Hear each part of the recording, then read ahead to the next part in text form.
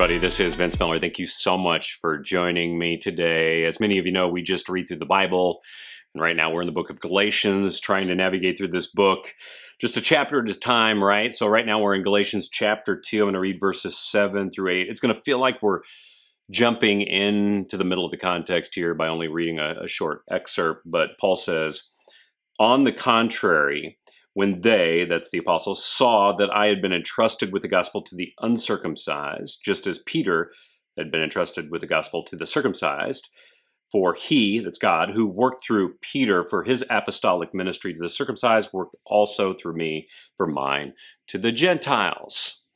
So what is Paul talking about here? Let me try to illustrate. So for about 3 decades, I have been working in ministry, but it's only been for about the last 10 that I've worked exclusively with men. And to be honest with you, it took me a while to get comfortable in speaking to all male audiences. Not because I don't understand men, but because many tried to persuade me along the way to work with other groups of people, like women, for example, or teens, or just mixed audiences of people. But God kept drawing me and my ministry back to working with men. And over the years, I've learned a lot about reaching men for Jesus.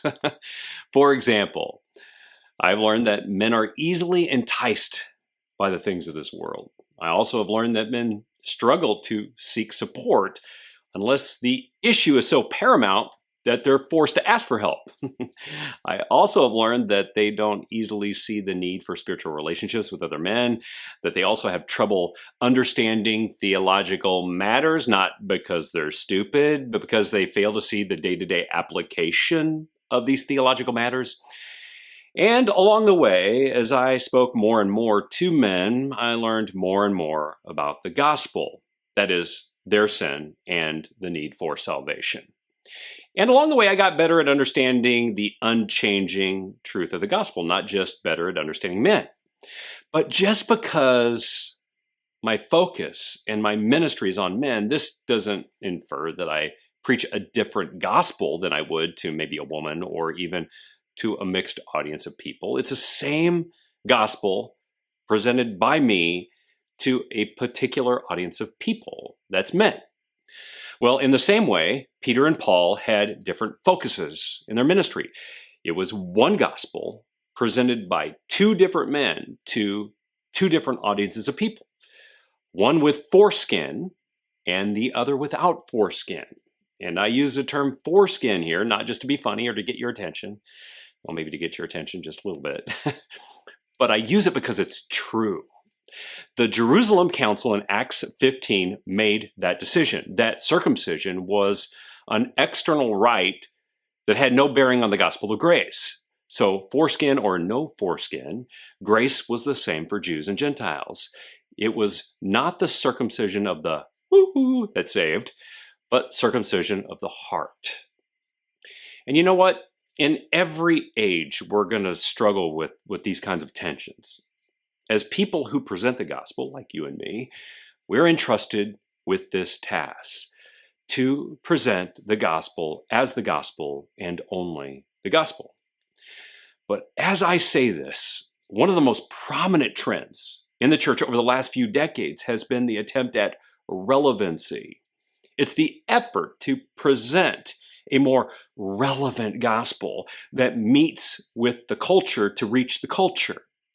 Yet I propose that the attempt at gospel relevancy is no different from the foreskin issue right here. It's our generation's attempt to adapt the gospel to meet our needs. And at first glance, it looks really appealing, like we're helping lost people to know the gospel. But in actuality, we are not. You see, the gospel doesn't need our help. In fact, if we helped it, we would only screw it up. We were so incapable of helping that God had to send someone else to bring the gospel to bear. And this man, his son, Jesus, did what we could not do. He brought the gospel and gave us the gospel message. When we help the gospel by making it relevant, we might actually be making it irreverent and irrelevant all at the same time. Because guess what? The gospel is greater than culture. And by the way, it saves us from the ills within it. So brothers, be leery of cultural adaptations to the gospel. Some will make these futile attempts to soften skin or adapt the message or accommodate people.